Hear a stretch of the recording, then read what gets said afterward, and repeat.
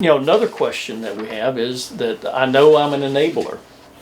How do I stop enabling my loved one? And how do I do it without them hating me?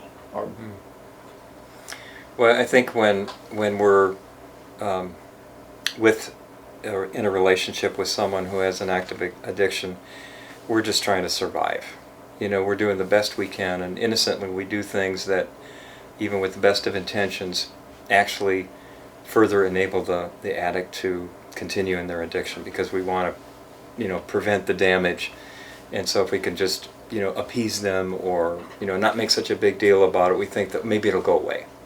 But that's part of the denial system of the whole family. We want to minimize the problem, because if we admit the truth, it's really painful to see that truth. We have to do something about it then.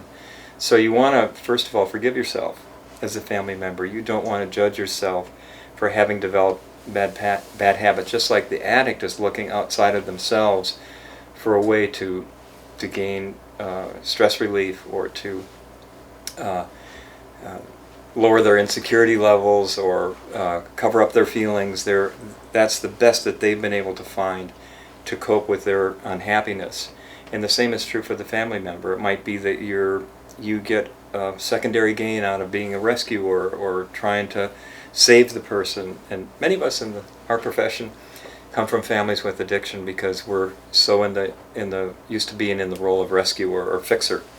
And that can be very true for family members. But every person in the family finds different ways. Some people withdraw into isolation as a way of avoiding conflict. Other people draw fire by becoming even more outlandish than the addict, maybe getting in trouble with the law, and that person is kind of the person in the family you might call the rebel, and it's a way of drawing fire away from the alcoholic often. But there's the way that the alcoholism, the addiction is sustained, is through secrecy, through denial, through people trying to cope the best they can.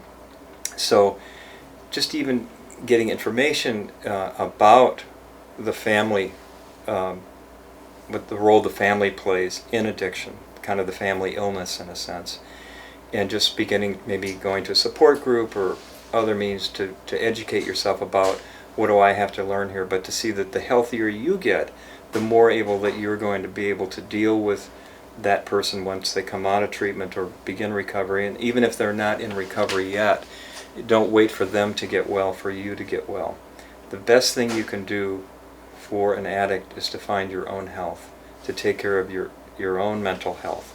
The healthier you get, the more that inspires or kind of puts pressure on the addict to recognize their own illness, their own need for help. Does that answer your question? Yeah, I think so. And it's funny because it seems like there's a common thread here, already with just these two questions, and that is your own health.